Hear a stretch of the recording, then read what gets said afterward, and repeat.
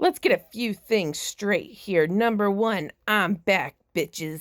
Did I go on a hiatus? Yes. I've been doing this like 4-ish years now, somewhere in there. And I'm still not monetized. And, I had to take a little break, had to regroup myself, but I'm back. Anyways, moving on.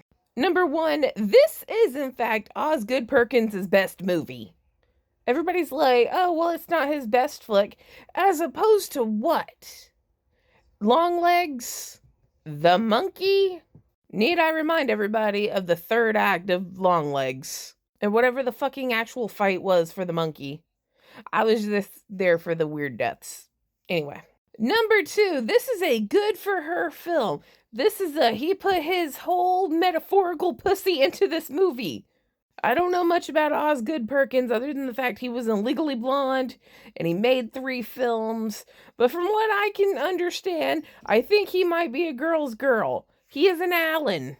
And I'm really glad I saw this, even at 11 p.m. at night. However, if I ever decide to go to an 11 p.m. movie again without getting paid, somebody slap me to the moon. Why did I do that to myself? Anyway, what's this about? Well, welcome back, and once again, thank you for trusting me with your full spoiler movie reviews. That thing I do where I watch movies and then I tell you all about them. As always, I am unpaid and unsponsored, and spoilers, all of the spoilers. If you don't like spoilers, you can go and scroll. I won't be offended. Spoilers. Okay, here we go. 2025, Osgood Perkins. This is Keeper. The movie's gonna start with a fuckload of screaming from different women, all bloodied. And I'm going to tell you, you're going to see that it's like 3 different times in the movie. It gets old after a while, but still fucking scary because I don't like screaming. Need I remind everybody of Cuckoo. But anyways, this is Liz. Liz is dating this guy. I don't remember his name. I'm going to call him Brawny Man because he looks like the paper towel man. Okay, Brawny Man invited Liz to go to his cabin in the country, which is all fancy dancy, and I think it's the house from Bring Her Back, but I'm not entirely certain, but I'm almost certain. Well, they get there, and then she finds out that his cousin lives in, like, the guest house in the back. There's a cake box on the table, and there's, like, brown finger stripes on there, and you kind of think, oh, it's probably chocolate on the front, but, like, deep in my head, I'm like, oh, no, that's poo. It's a horror movie, okay? It's gotta be poo. But anyways, later that night, they're having dinner, and the cousin comes over and brings his girlfriend. She's a model. Her name is Minka. She's not very friendly, but the boys walk off to do something, and, she's trying to make friends with Minka. And Minka's like, have you had that yet? And she kind of, like, nudges over to the box. And Liz was like, no. And Minka was like, tastes like shit. I was like, ha, so it is a poo cake. But the cousin and the girlfriend leave, and it's just them, and he goes to, like, slice the cake and make her a piece, and she's like, I don't like chocolate. Now, I don't know if she actually doesn't like chocolate, or if she thinks it's poo. He's like, oh, when did you not like chocolate? And she's like, since I came out of the fucking womb, basically. But he's, like, getting her to try it anyway. It was weird. Oh, yeah, but right before dinner, she decides she's gonna have a bath in, like, this really cool bathtub. It looked like a really nice bathtub, but she's having, like, visions of, like, dropping into a river. And then, like, a ghost kind of fogs up the window behind her and draws a little heart. She can hear, like, noises in the vents, so she calls the boyfriend Brawny Man. But apparently he was all the way down the hall and not making the noise in the vents. But she's like, whatever. So anyways, we get through the whole dinner thing. And then she's in bed, she's having, like, the visions again, and she wakes up, walks into the kitchen, and just starts going to town on this fucking cake. Now, up until this point, we didn't really get a good look at the cake, but on the top, I swear to God, it looks like a turd.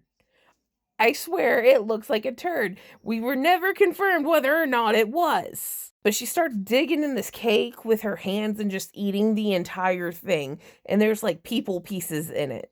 She's, like, freaked out because it looks like skin. It looks like old people skin, but she eats the whole cake, and it kind of puts her in, like, this disassociated state for the next while. Because, like, the next day she's outside, standing by the lake, kind of looking and disassociating.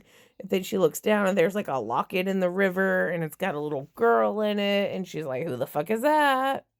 Well, she didn't say that, but she's wearing the locket. Later on, she's laying in the cabin, and Brawny Man comes in and he's a doctor.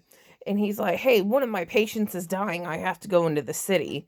And she's like, really? And he's like, yeah, but you stay here in the middle of nowhere in this cabin. She's like, okay, I'll go through your shit while you're gone.